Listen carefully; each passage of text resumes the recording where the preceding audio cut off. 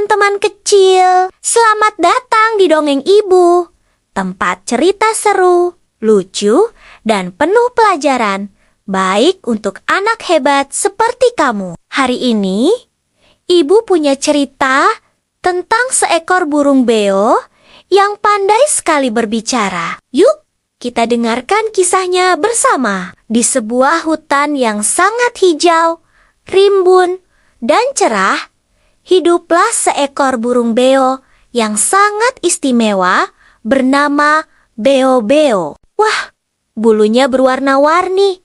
Indah sekali. Beo-beo ini bukan burung beo biasa loh. Dia sangat pandai berbicara. Suara apa saja bisa ia tirukan. Suara monyet, dia bisa.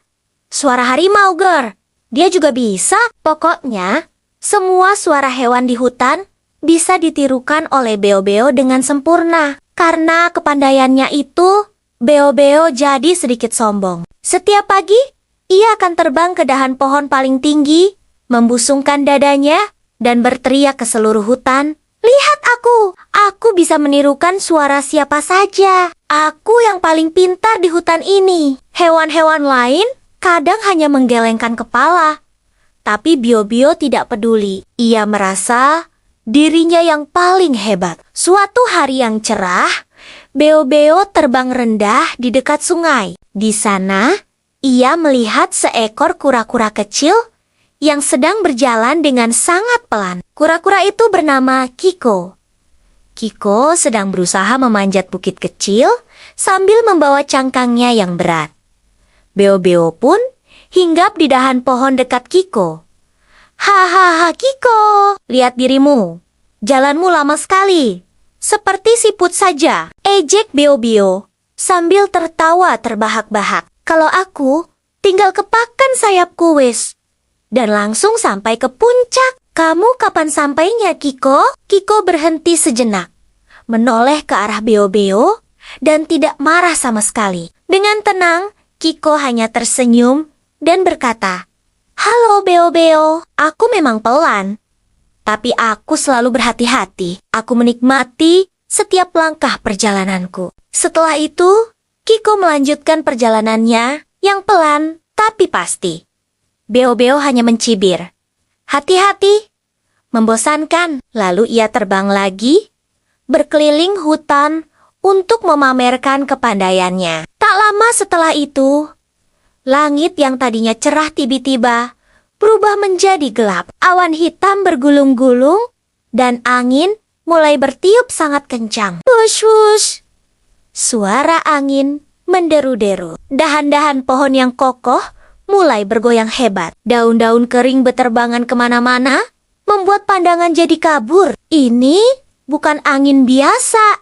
Ini adalah badak. Beo-beo yang sedang asyik terbang tinggi jadi panik bukan main. Angin meniupnya ke kanan dan ke kiri tanpa ampun. Ia mencoba mengepakkan sayapnya dengan kuat, tapi tenaganya seakan tak ada artinya melawan kekuatan angin. "Tolong, telung, aku tidak bisa mengendalikan sayapku.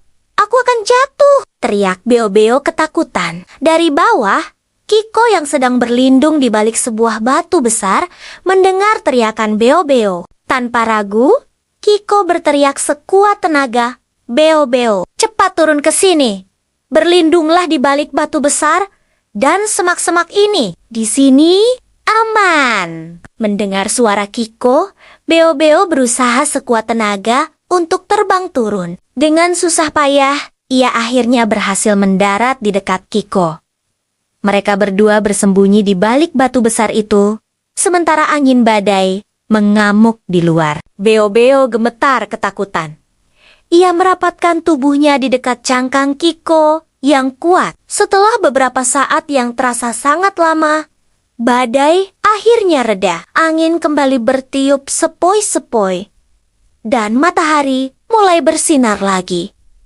Keadaan kembali aman. Beo-beo menatap Kiko dengan perasaan sangat malu. Ia menundukkan kepalanya dalam-dalam. "Kiko, aku minta maaf," kata Beo-beo dengan suara lirih. Aku sudah sombong. Aku sering mengejekmu. karena kamu pelan. Tapi hari ini, justru kebijaksanaan dan ketenanganmu yang menyelamatkan nyawaku. Maafkan aku ya.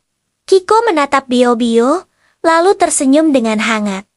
Senyumnya tulus sekali. Tidak apa-apa, Beo-Beo. Kita semua berteman. Setiap dari kita punya kelebihan dan kekurangan masing-masing. Kamu bisa terbang tinggi dan cepat.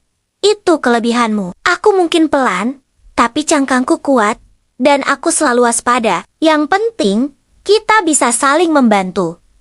Mendengar itu, hati Beo-Beo terasa sangat lega. Sejak hari itu, ia tidak pernah lagi sombong. Beo-Beo belajar untuk menjadi lebih rendah hati dan menghargai teman-temannya. Ia tetap pandai menirukan suara, tapi sekarang ia menggunakannya untuk menghibur teman-temannya, bukan untuk menyombongkan diri. Dan Kiko, si kura-kura kecil, semakin dihormati di seluruh hutan sebagai teman yang bijaksana dan baik hati. Nah, teman-teman kecil, cerita kita selesai untuk hari ini. Pelajaran dari cerita Beo-Beo dan Kiko adalah kita tidak boleh sombong dengan kelebihan yang kita punya ya. Setiap orang itu istimewa dengan caranya sendiri. Jangan lupa untuk selalu baik dan saling membantu teman. Terima kasih sudah mendengarkan dongeng ibu.